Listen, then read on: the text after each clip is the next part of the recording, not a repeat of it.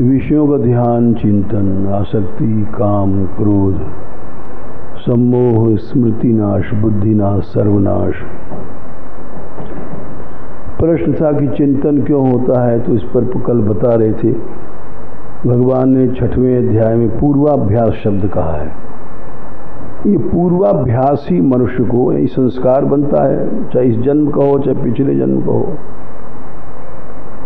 ये पूर्वाभ्यास ही जीव का नाश कराता है। इसको अनेक शब्द हैं, संस्कार भी कहा गया, दैव भी कहा गया, संस्कार से स्मृति बनती, स्मृति कहा गया, वासना कहा गया। इन सब का एक संकलित नाम भगवान ने पूर्वाभ्यास कहा। पूर्वाभ्यासी स्मृति है, पूर्वाभ्यासी वासना है, पूर्वाभ्यासी संस्कार है, पूर्वाभ्यासी दैव है, पूर्वाभ्यासी सब कुछ है। तो वो पूर्वाभ्यास को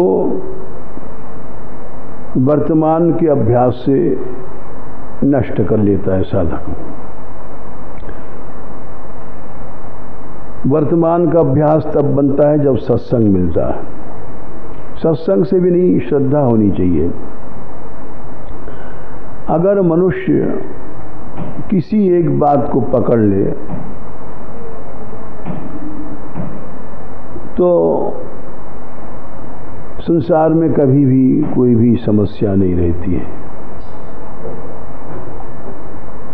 जैसे मान लो दैन्य है,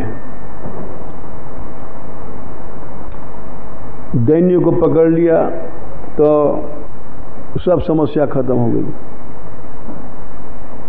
जैसे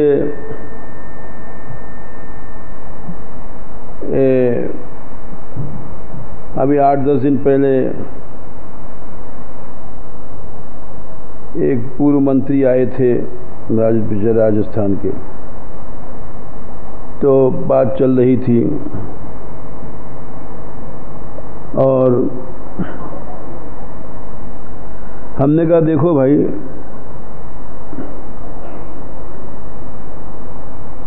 वो अगर कोई भी पार्टी आध्यात्मिक हो जाए तो संसार का कल्याण कर देगी,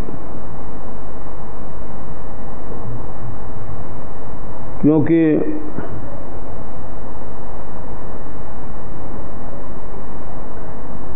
अध्यात्म माने क्या होता है? अध्यात्म माने कि अपना स्वभाव का शोधन।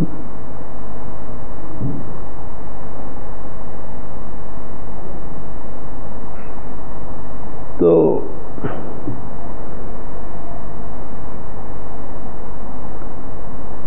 अब अध्यात्म ये है कि भगवान ने जैसे कहा फल त्याग कर दो, आसक्ति त्याग कर दो, या दैन्य कोई भी एक चीज पकड़ लो, वो अध्यात्म है। अब आज सारे देश में सुधार क्यों नहीं है? क्योंकि अध्यात्म नहीं है। अब जैसे राम जी चले गए वन को, तो लोगों ने कहा भरत जी से तुम गद्दी ले लो।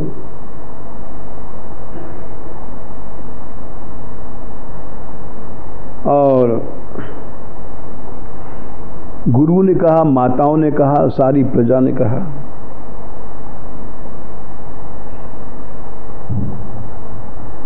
आज्ञा दिया गुरु ने, गुरु के वचन सचिव अभिनंदन, सुने भरत हित जनु चंदन, सुनी बहोरी माति मृदुबानी, शील सने सरल सानी। माताओं ने प्रार्थना किया, गुरु ने किया। ये अयोध्या कांड में आता है। फिर खड़े हो गए। दीन व्यक्ति कोई अधिकार चाहेगा ही नहीं, दीन व्यक्ति अधिकार में आसक्ति रखेगा ही नहीं। जैसे उदाहरण है,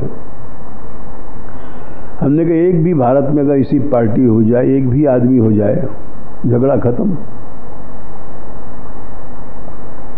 गुरु के वचन सुना, सुनी बहोर माति मृदुबानी,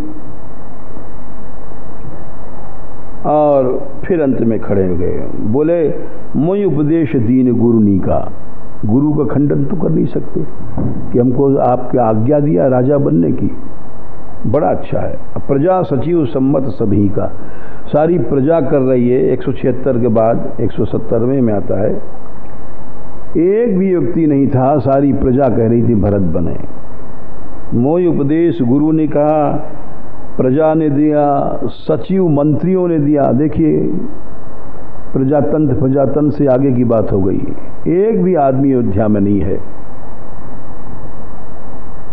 मात उचित धरी आयुष दीना, माताओं ने कहा, कौशल्या ने, अब मैं करना भी चाहता हूं सबकी आज्ञा, इसको दैन्य कहते हैं।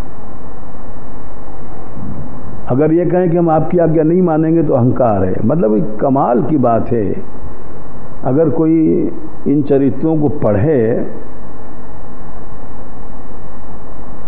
अब करना उनको नहीं है, लेकिन ये नहीं कह सकते हम नहीं करेंगे।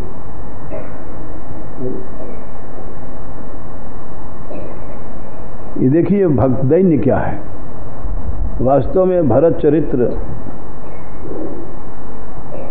हम जैसे लोग तो समझ ही नहीं सकते, करना तो असंभव है, समझ में ही नहीं आ सकता। लोग कथाएं कहते हैं, लेकिन वो बहुत अपने, कोई व्यासासन का लोभी है, कोई उसकी लोभी है।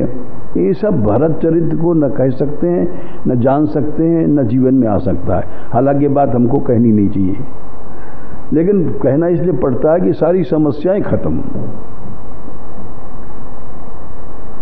अब कितनी चतुराई से बोल रहे हैं वाणी कि मोय उपदेश दीन गुरुनी का, गुरु आज्ञा है, प्रजाओं की आज्ञा है, सचिव मंत्रियों की आज्ञा है, मात उचित, माताओं ने कहा मैं करना भी चाहता हूं, ये नहीं कि मैं नहीं करना चाहता।